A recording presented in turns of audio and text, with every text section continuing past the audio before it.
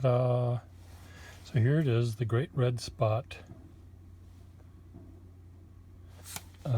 Waterman Taperite, which is now sacked and put in a different barrel that I did not break. It was pre-broken just like the other one, and it seems to be fine. I don't think this is the nib that was in the other one though, I mean the section, but I just wanted you to know that there was a happy ending. Now, it's not entirely happy though. It feels like if I do that, a drip begins to happen. Now that occurs when there's either a hole in the sack, which there very well could be, or the sack isn't glued on enough, which is not really possible. So why is it doing that? Maybe it's just bothering me because it can.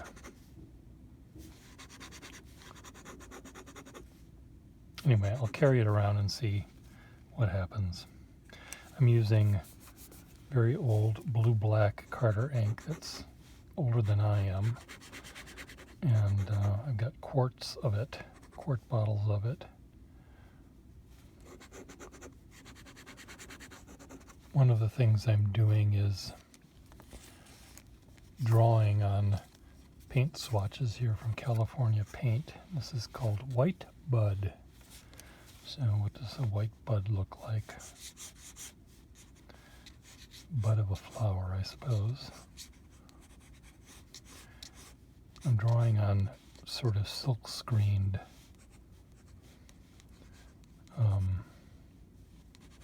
paint chips.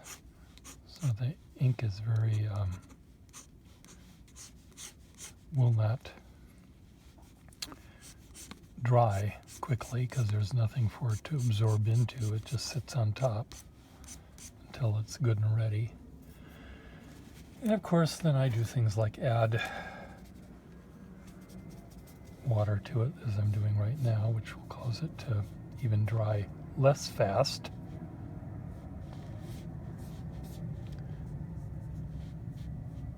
But I'm having fun. Are you having fun? You better be having fun. We're all going to hell in a handbasket, so you might as well have fun.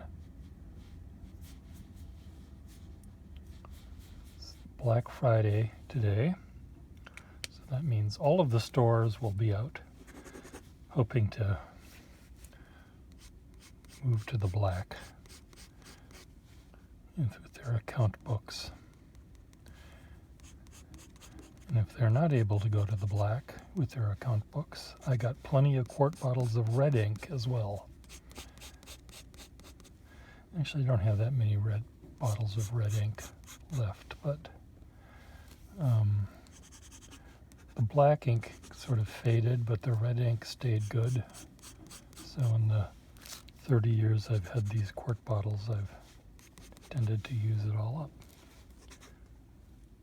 Okay, is it working now? Is it not going to act up anymore?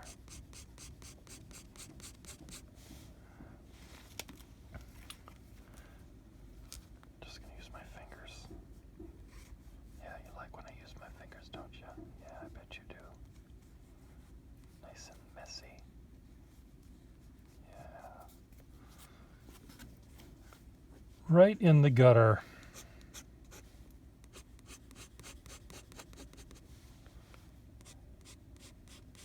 That's where I belong. Write your answers below. It would help if I could see what the heck I'm doing here, wouldn't it? The light is reflecting just very poorly. Goes right into my eyeballs, and not in a good way. The glare. It's like driving at night in the rain, and everyone coming at you is glittering gemstone. let's draw that. Glittering. It's going to be on a... I watched The Crown. Princess Diana is choosing her engagement ring. Yeah. Oh dear. And the Queen ends up having to buy the one that she wants because it matches her eyes. Oh dear.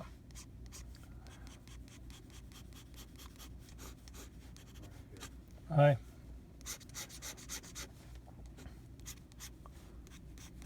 Is it glittering enough? Let's make it glitter some more.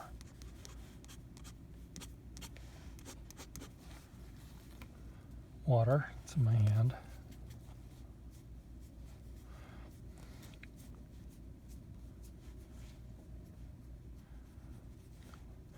Now that's glittering. Now I have my Arteza brush here, which starts brown and turns gray. Do I have it anywhere? This is a different one. This starts out yellow. I wonder what color it will turn.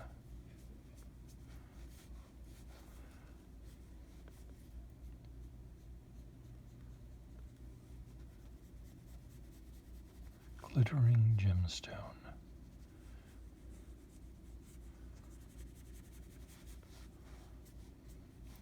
Setting is kind of,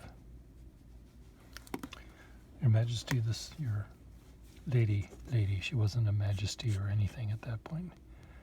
Lady Diana, your setting is made of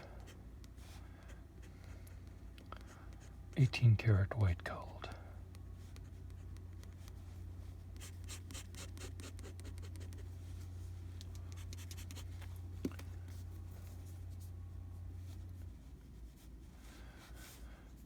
I don't know.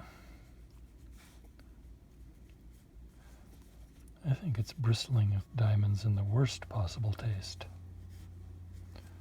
That's how I describe this gemstone. Kind of like the way this yellow is mixing in with the pink. I'm sorry, not the pink, the glittering gemstone. Go back to my ink.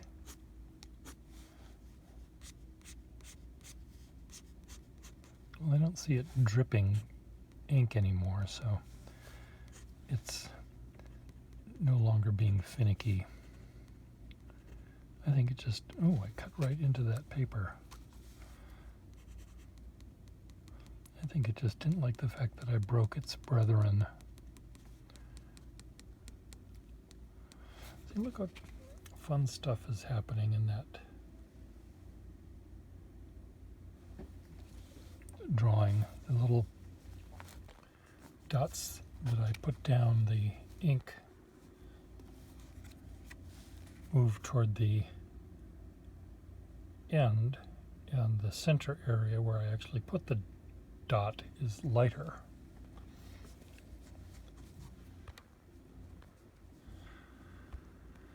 Anyway, so I have hundreds of these swatches. I just opened up one packet of the pinkish colors. Well, I think that's pretty good. 2 for 1 today. Add to shopping cart, $1 million. Do one more. Odyssey Lilac, French Lavender, Purple Stiletto, Satin Flower,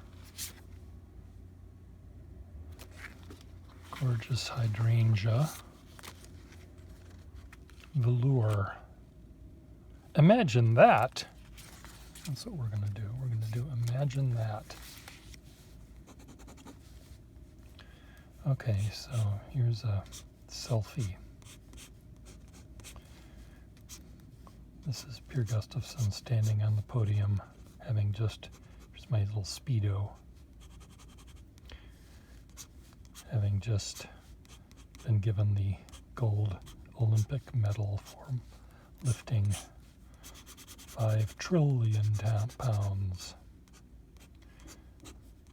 Can you imagine that?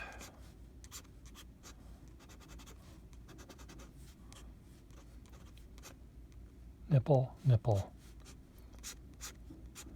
knee, leg. Should I wear little Roman-like sandals, like in those gladiator movies? Yeah, you like those gladiator movies, don't you, boy? Yeah, I bet you do. Right into the gutter. So here I am lifting. Imagine that.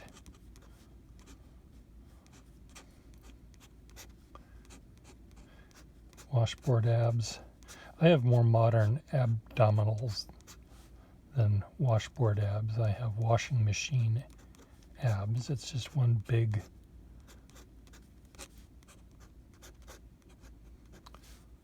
wide load, heavy duty, add detergent here. Okay, let's see what we can do with this. Get out my yellow.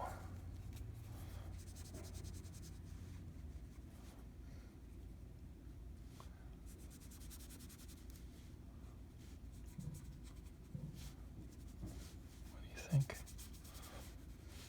Does that look like me? Let's add some of this. Oh, this is very wet.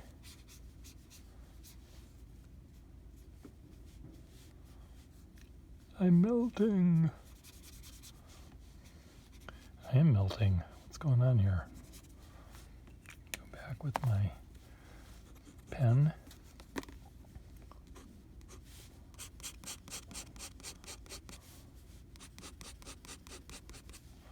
You finish the story for me.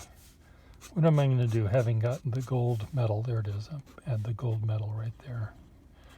What's going to happen to me in my life as a weightlifter? I don't understand weightlifting. It's you work really, really hard to lift that really big, heavy thing up, and then you put it back where you found it, and then you do it again. Like, what's the point? You're going to lift a big, heavy thing, put it somewhere, move it over there to the wall. Okay, now this ink, this watered down ink, is no longer, I guess that's just because it's on this wet silk screened paint covered paper, or whatever it is, whatever the color is made of.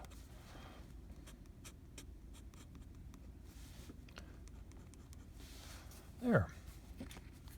Imagine that. I'll throw that one in for free. So $1 million for the 3 of them. Oh, we'll do a Black Friday sale. $500,000. Bye.